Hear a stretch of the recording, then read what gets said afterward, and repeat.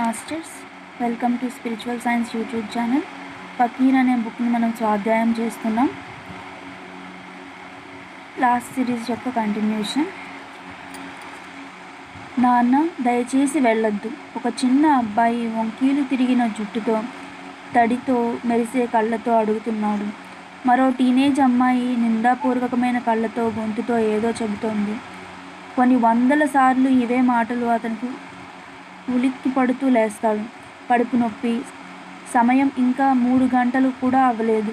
అతడు కేవలం అరగంటే నిద్రపోయాడు. కళ్ళు మూసుకొని నిద్ర కోసం దీర్ఘంగా శ్వాసించాడు. చాలా కాలంగా అతడు సరిగ్గా నిద్రపోవటం లేదు.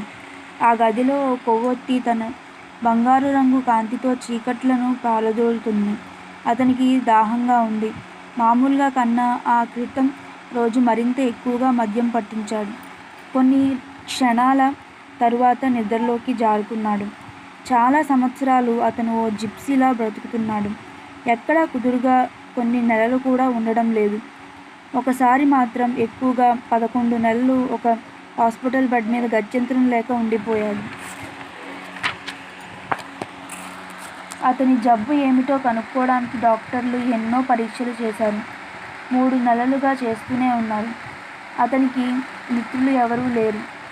వీధి పిల్లలకు అప్పుడప్పుడు కొన్ని డబ్బులు, కాస్త ఆహారం పెడుతూ ఉంటాడు. తాను తరచూ వెళ్ళే హోటల్స్లోని పనివాళ్లకు డబ్బులు ఇస్తూ ఉంటాడు. అతనికి విస్కీ అమ్మే సిక్కు వృద్ధుడు ఇతడితో అమృత్సర్కి సమీపంలోని తన గ్రామంలో తాను గడిపిన బాల్యం, అతని కుటుంబం గురించి చెబుతూ తాను తిరిగి తన సొంత ఊరికి, ఇంటికి వెళ్ళలేకపోతున్నందుకు ఏడుస్తాడు. మరి అలాంటప్పుడు మీరు ఊరికి ఎందుకు వెళ్ళవు? ఇతడు అడుగుతాడు. ఎందుకు? దేనికోసం వెళ్ళాలి? అంతా అయిపోయింది. అక్కడికి వెళ్ళి నేను జబ్బు పడితే నన్ను ఎవరు చూస్తారు? 40 ఏళ్ల కిందట వెళ్ళాల్సింది.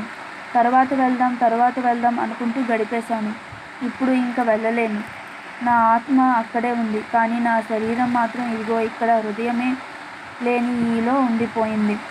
నా ఆశల గందరగోళంలో పడిపోకుండా ఉంటే ముందే వెళ్ళేవాడిని అన్నాడా సిక్కు వృద్ధుడు. అవును, హృదయం, ఆత్మ ఒక చోట కూరుకుంటే ఏవో కారణాల వల్ల శరీరం మరో చోట ఉండవలసి వస్తుంది. అదే నరకం. ఇంతలో తన హృదయంలో నుంచి ఓ సన్నని గొంతుక గుసగుసలాడింది. అబ్బాయి, అయితే నువ్వు నీ మానసిక పరిస్థితిని మార్చుకో. నీ ఆత్మ చెబుతున్నట్లు చెయ్యి. ఒకవేళ ఏదైనా కారణాల వల్ల చేయలేకపోతే నీతో నువ్వు శాంతంగా ఉండు. నీ పరిస్థితిని అంగీకరించు. అదే భగవంతుడి ఇచ్చ అనుకో. మరే దారి లేదు నాయనా. అతడికి తెలుసు తన జీవితం ఇంకా కొన్ని నెలలే అని. తన గదిలో ఉన్న గణేష్ చిత్రపటానికి ఓ నమస్కారం పెట్టి ముందే సర్ది పెట్టుకున్న తన సామాన్లతో బయటికి వచ్చేశాడు. తనలోని భావోద్రేకాన్ని అదుపులో పెట్టుకోవాలని అతనికి తెలుసు. తన గత స్మృతుల బారిన పడకుండా వర్తమానంలోనే జీవించాలి. అందుకే సంగీతం వింటున్నప్పుడు పూర్తిగా అందులోనే నిమగ్నమవుతాడు. తింటున్నంతసేపు ఆహారం మీదే ఉంటాడు. రోజు వెళ్ళే 7 మైళ్ళ నడక సమయంలో కూడా నడుస్తూ, గమనిస్తూ, ఏ ఆలోచనలు లేకుండా ఉండటానికే ప్రయత్నిస్తాడు. గతం గురించి బాధ లేదు. భవిష్యత్తు గురించి ఉత్సాహం లేదు. తన అమృతమూర్తి అయిన మాస్టర్ని తలుచుకుంటాడు. రుద్ర, భగవంతుడు ఈ క్షణంలోనే ఉన్నాడు. గతంలో లేడు, భవిష్యత్తులో లేడు. నువ్వు ఈ క్షణంలోనే జీవించకపోతే, ఈ క్షణమే ఇక చివరి క్షణమేమో అన్నట్లుగా నువ్వు జీవించకపోతే నువ్వు జీవించినట్లే లెక్క. నువ్వు ఉంటున్నావంతే. జీవించు. నువ్వు మళ్ళీ ఇక జీవించలేమో అన్నట్లుగా జీవించు. ఆ క్షణపు అనుభవాల్ని ఎంజాయ్ చేయి. ఇప్పుడు ఈ మామిడి పండుని తింటున్నావు. ఇదే నీ ఆఖరి మామిడి పండు అనుకొని తిను. ఎంజాయ్ చేయి. నువ్వు మళ్ళీ నీ పళ్ళతో మామిడి పండును కొరకలేనేమో అనుకొని తిను. అప్పుడు తేడాను గమనించు. నువ్వు ఎప్పటికీ ఆ రుచిని మరిచిపోలేవు. ఇప్పుడు చెప్పు, దాని రుచి ఎలా ఉంది బాబు? లోపల నుంచి విన్న గుసగుసలన్నీ తలుచుకొని నవ్వాడు రుద్ర. దీర్ఘంగా శ్వాసించాడు. ఈ చిన్న సిద్ధాంతాలే అతన్ని జీవించేలా చేస్తున్నాయి. మనస్సులో అసహ్యాన్ని, వ్యతిరేకతను ఉంచకుండా చేస్తున్నాయి. తాను ఒకప్పుడు తన వాళ్ళు అనుకున్న వాళ్ళను ద్వేషించకుండా అడ్డుకుంటున్నాయి. మెలకువగా ఉన్నప్పుడు ఆ జ్ఞాపకాల వెతల నుంచి ఈ క్షణంలో జీవించు అన్న సూత్రమే కాపాడుతుంది. అతను నడిపే నల్ల వ్యాన్ అతడి బయట ప్రపంచంలో కలుపుతూ ఉంటుంది. ఎప్పుడు కావాలనుకుంటే అప్పుడు అతడు ఉన్న చోట నుంచి ఆత్మహత్య గురించి ఆలోచించే అతని మానసిక స్థితి నుంచి బయటపడవేసేందుకు అది ఉపయోగపడుతూ ఉంటుంది. ఆ వ్యానే అతని సహచరుడు. ఆ వ్యాన్ లోపల నుంచి బయట లోని తుఫాన్ల నుంచి అతన్ని తాను రక్షించుకుంటూ ఉంటాడు. చాలా రోజుల పాటు తల్లి గర్భంలోని పాపలా ఆ వ్యాన్ లోపలే ఉండిపోతాడు. అలా ఉండి ఎంతో శక్తిని కూడగట్టుకొని తన జీవితాన్ని ఇంకా ముగించేయాలి అన్న ఆలోచనకు స్వస్తి చెబుతాడు. ఆ వ్యాన్ ఓ నడిచే ఇల్లులా తయారు చేసుకున్నాడు.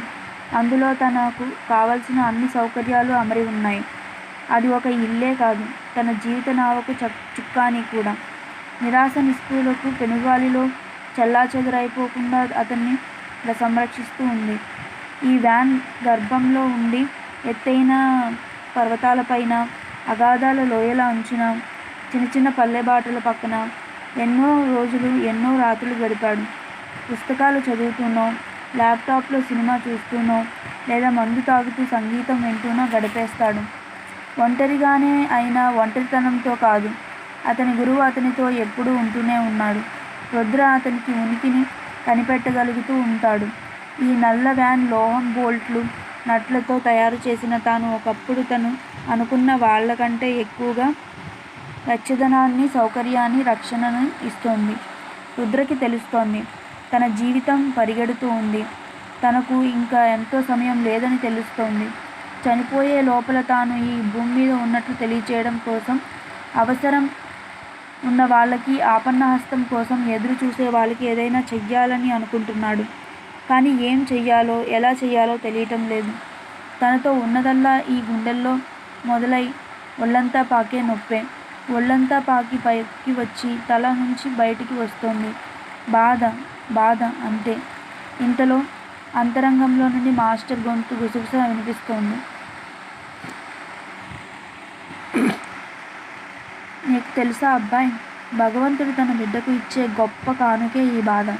ఎందుకంటే బాధే దయకు, ప్రేమకు ద్వారాలు తెరుస్తుంది. దయ, ప్రేమలే స్వర్గానికి, భగవత్ చైతన్యానికి ద్వారాలు. నువ్వు బాధల్లో ఉన్నప్పుడే ఇతరుల బాధను అర్థం చేసుకుంటావు, సానుభూతి చూపిస్తావు. దీనివల్ల బాధల్లో ఉన్నవారి ప్రవర్తనలోని బలహీనతను, తొందరపాటుతనాన్ని, ఇతరులను బోధించే గుణాన్ని అర్థం చేసుకుంటావు. దీంతో నువ్వు వారి పట్ల తీర్పు చెప్పడంలో తొందరపడవు, ఎంతో ఓపెన్గా ఉంటావు. బాధ అన్ని ప్రాణులతోనూ భగవంతుడితోనూ దగ్గర చేస్తుంది. శారీరక, మానసిక, హృదయ బాధల ద్వారా నీ మనస్సు భగవంతుడి కోసం సన్నద్ధమవుతుంది. అయితే బాధని నువ్వు చేదు మాత్రంగా భావించి వ్యతిరేకతను, నకారాత్మక భావనను పెంపొందించుకుంటే నువ్వు భగవంతుడి నీడలో నడిచే అవకాశాన్ని పోగొట్టుకున్నట్లే. బాధను నువ్వు మంచిని పెంచుకోవడానికి ఉపయోగించుకుంటే అబ్బాయి, స్వర్గ సామ్రాజ్యం నీదే. ఆఖరి శ్వాసలో ఈ భౌతిక చట్రాన్ని వదిలేటప్పుడు కాకుండా నువ్వు జీవించి ఉండగా తీసుకునే ప్రతి శ్వాస నిన్ను దైవానికి దగ్గర చేస్తుంది. నీ భుజాల మీద సిలువ ఉన్న నీ శరీరం కూడా కొరడా దెబ్బలు రుచి చూస్తున్న దేవుడు మలాం నీ బాధను, నొప్పిని దరిచేరనివ్వదు. అన్నిటికన్నా గొప్ప అద్భుతం ఏమిటంటే బాధ భగవత్ చైతన్యంగా మార్పు చెందుతుంది. మేలుకో రుద్ర, నువ్వు నన్ను వింటున్నావని నాకు తెలుసు. గురువు పెట్టి నిద్రపోకు. నెక్స్ట్ ఆడియోలో కంటిన్యూ చేసుకుందాం మాస్టర్స్. Thank you.